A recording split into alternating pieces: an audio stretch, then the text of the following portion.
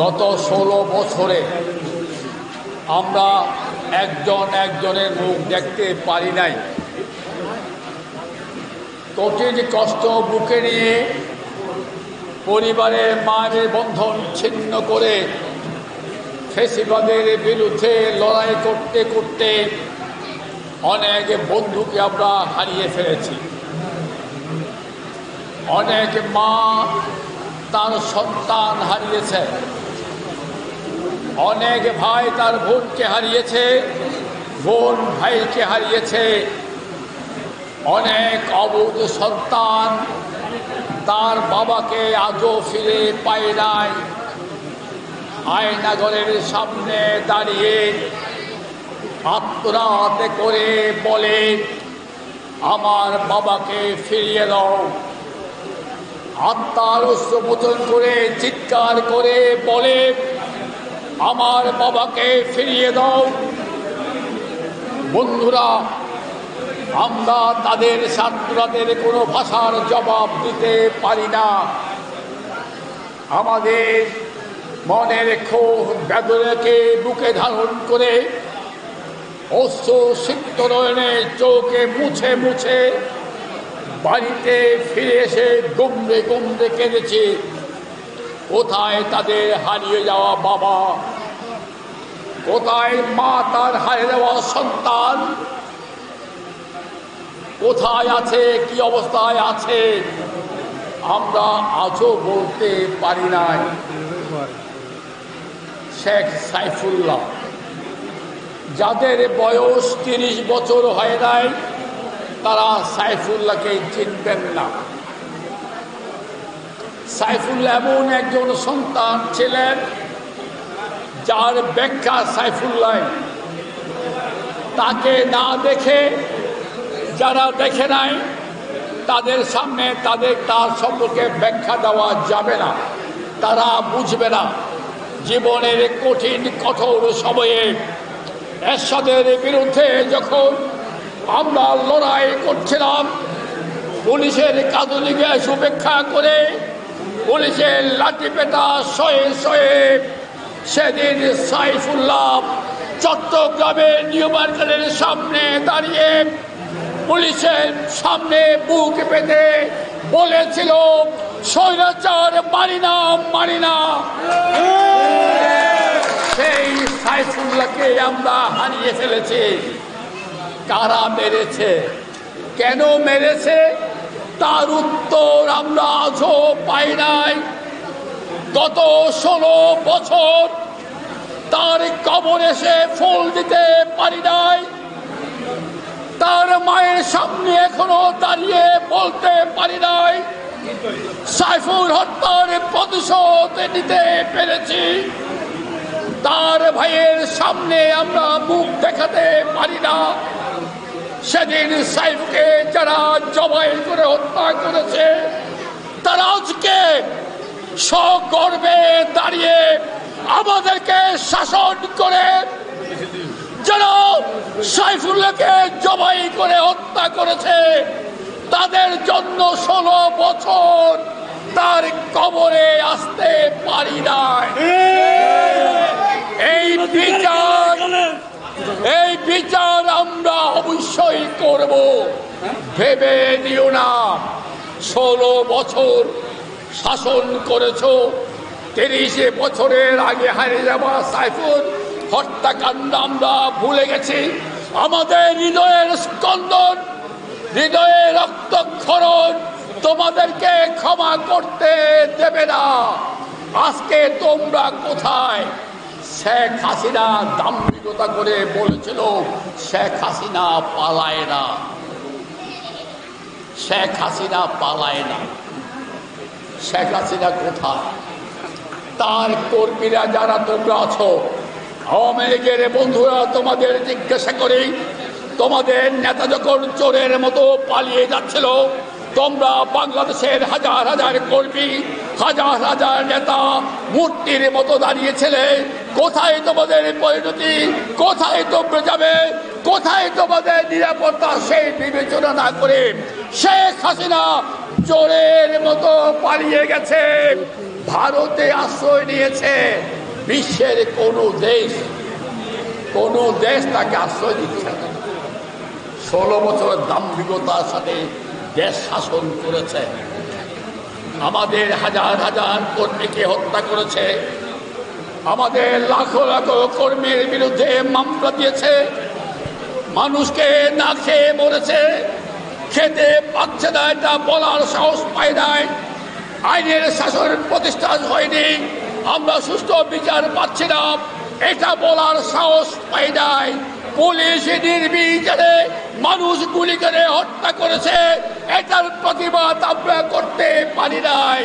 বিশ্বের জঘন্যতম শাসক শেখ হাসিনা, আমার মনে হয় সে পাগল ছিল। এমন কথা সে 16 বছরে বলে নাই যে কথা এখন আমাদের হাসি পায়। কখনো বলেছে প্রত্যেক ঘরে ঘরে চাকরি দেবে, কখনো বলেছে 10 টাকা দলে চাউল খাওয়াবে, কখনো বলেছে কাঁঠাল দিয়ে কাবাব বানান, কখনো বলেছে বড়ি শুকিয়ে ফ্রিজে রাখেন, ভিজিয়ে আবার তাজা হবে। একটা উদ্ভট মহিলা ডক্টর ইউনূসকে 2 বার চুপাতে বলেছেন। একজন প্রধানমন্ত্রী আইনের বরখেলাপ করে কাউকে বিনা বিচারে 2 বার চুপাতে পারে? শেখ হাসিনা তিনি সেটাও পেরেছেন। উদ্ভট মহিলা। 16 বছর আমরা ব্যানার নিয়ে দাঁড়াতে পারি নাই, পুলিশ দিয়ে দেশ শাসন করা যায় না। শেখ হাসিনা বুঝে নাই পুলিশ দিয়ে দেশ শাসন করা যায় না। আজকে বাংলাদেশের সগর্বে সংগ্রামী জনতা রাজে পথে দাঁড়িয়ে উত্তঙ্গ ব্যগ্র শাবকের মতো হুঙ্কার দিয়ে বলেছে, শেখ হাসিনা তোমাকে চাই না। 16 বছর পরে তুমি যখন পালিয়ে যাচ্ছিলে, বাংলার জমিনের দিকে তাকিয়ে একটা কথা তুমি বলতে পারলে না যে আমি কেন পালাচ্ছি, আমার কর্মীদের অবস্থা কি হবে? এই উদ্ভট মহিলা চিরতরে বিদায় নিয়েছে। আমার নেত্রী বেগম খালেদা জিয়া বলতেন, হাসিনা যতদিন ক্ষমতায় থাকবে ততদিন পৌঁছে যাবে। 16 বছর একদম পৌঁছে গেছে। তার কর্মীদেরকে আমাদের গ্রেফতার করে তো লিস্ট দিতে হয় না। যারা 16 বছর নির্যাতন করেছে, চাঁদাবাজি করেছে, দুর্নীতি করেছে, আমার লক্ষ লক্ষ কর্মী ভাইয়ের উপর গুলি চালিয়েছে, লাঠিপেটা করেছে, বৃত্তে শান্তিতে ঘরে থাকতে দেয় নাই, তাদেরকেও তো আমরা তারাই নেই। তারা কোথায়? বীর সাহসী সন্তান 16 বছর দাপনের সাথে আমাদের কথা বলতে দাও নাই, আইনের শাসনকে খর্ব করেছ, তোমরা আজকে কোথায়? তাদেরকে খুঁজে পাওয়া যাচ্ছে না। আজকে গোয়ালবন্দরের মাটিতে দাঁড়িয়ে বলি, এখান থেকে 200 গজ দূরে সাইফুল্লাহর বাড়ি। তার রক্তের হুলি খেলা নিয়ে হুলি খেলতে খেলতে তোমরা এখানে বসে শাসন করেছ, আমাদেরকে আসতে দাও নাই, শেখ সাইফুল্লাহ শোক সভা করতে দাও নাই।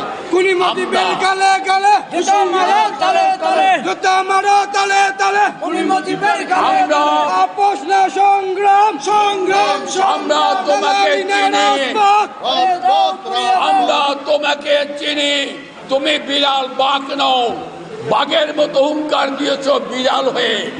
আজকে আমরা তোমার বিরুদ্ধে কোনো বিক্ষোভ করতে চাই না। আসো, শক্তি থাকলে, সামর্থ্য থাকলে, দেশপ্রেম থাকলে, দলের মধ্যে আনুগত্য থাকলে, কোনোটাই তোমার কাছে নেই। সাইফুল্লাহর হত্যার খুনির বিচার, সাইফুল্লাহর হত্যার খুনির বিচার হবে হবে। এরকম অসংখ্য কর্মীদের যারা হত্যা করেছে তাদের বিচার হবে। আমি বিনয়ের সাথে বলি, আমাদের দল ক্ষমতায় আসে নাই, দলের নেতা কর্মীরা আমরা দাম্ভিকতা করবেন না, অহংকার করবেন না, অহংকার খোদা সহ্য করে না। যারা চাঁদাবাজি করে পুরো প্রতিবাদ দেয়, তাদের নামগুলা লিখে সামরিক বাহিনীর হাতে দেবেন। এখানে দেখছি পট পরিবর্তনের পরে অমুক ভাই জিন্দাবাদ, অমুক ভাই জিন্দাবাদ। আজকে ভাইগুলো কোথায়?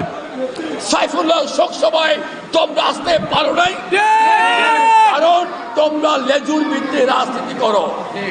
এই যাদের পেছনে অমুক ভাই জিন্দাবাদ করছো, এরশাদের বিরুদ্ধে প্রচলিত আন্দোলনে আমরা তোমাদের দেখি নাই।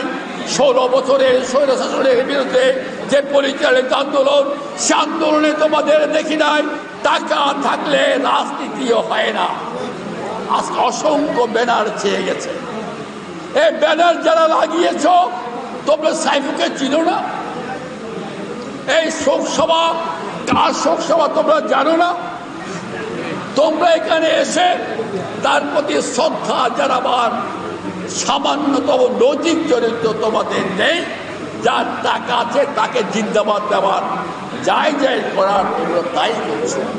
প্রিয় বন্ধুরা, ক্ষুধা রাজ্যে পৃথিবী গদ্যময়, পূর্ণিমার চাঁদ যেন ঝলসারুনি। এখন আমার বক্তব্য শোনার ধৈর্য বা প্রয়োজন কোনোটা এখন থাকার কথা না। আমি নিজে ক্ষুধার্ত। যারা আজকে কষ্ট করে এখানে এসেছেন, আমি জাতীয়তাবাদী দলের কেন্দ্রীয় কমিটির পক্ষ থেকে আপনাদের এই সংগ্রামী অভিনন্দন জানাই। এখানে অনেক নেতৃবৃন্দ এখনও টিকে আছে। আমি বিশেষ করে কেন্দ্রীয় কমিটির সদস্য, অনেকের নাম বলা যায়, বিপ্লবের নাম বলছি এই কারণে, বিপ্লব কৃষক দলের কেন্দ্রীয় কমিটির সদস্য অত্যন্ত সাহসী, আমার সাথে ঘনিষ্ঠ সম্পর্ক। মাঝে মাঝে 10 টাকা 20 টাকা লাগে, তার কাছে এখনও আমি নেই। এখানে আলমগীর একটা আছে, সবাই আছে, মিটিং আছে, টাকা নেই। 1 টাকা তো গাড়ি ভাড়া তখন কম ছিল। আলমগীর করতে গেলে 18ও দিয়েছে। আমরা রাজনীতি করছি ওইভাবে, নেতা টাকা দিয়েছে অথবা নেতাকে দাঁড় করার মতো টাকা দিয়ে তাকে সম্মানিত করা, এটা রাজনীতি না। আমরা ওখানে নামতাম, হেঁটে আসতাম, এখান থেকে আব্দুল্লাহ বলতাম হেঁটে হেঁটে, ভাতও খেতে পারতাম না। এইটাই ছিল রাজনীতি। এখানে যারা আছে তারা সেই রাজনীতি বিশ্বাস করে বলে সাইফুল শোক সভা করার সাহস রাখে। আমিও এখানে আসার অহংকার বোধ করি। সুতরাং বিশ্বাস করতে আপনাদের কষ্ট হবে না। যারা সাইফুল্লাহকে নির্মমভাবে গলা কেটে হত্যা করেছে তাদের বিচার হবে, তাদের বিচার হবে। 16 বছর আমরা করতে পারি নাই, এইবার হবে। যারা এই দুষ্কর্মের সাথে জড়িত, তোমরা যদি ভেবে থাকো টাকা দিয়ে নেতা কিনে এই মামলা থেকে রেহাই পাবে, অসম্ভব। টাকা দিয়ে এই হত্যাকাণ্ড থেকে রেহাই পাবে না। ইতিমধ্যে বেচা বিক্রি শুরু হয়ে গেছে। যে সকল নেতারা দুষ্কর্ম করছে, শহীদ শেখ সাইফুল্লাহর রক্তের সাথে বিশ্বাসঘাতকতা করছে, তোমাদের বিরুদ্ধেও আমাদের দলের অবস্থান অত্যন্ত দৃঢ়। ক্ষমা কাউকে করা হবে না। সবাইকে সংগ্রামী অভিনন্দন জানিয়ে বক্তব্য শেষ করছে। বাংলাদেশ জিন্দাবাদ।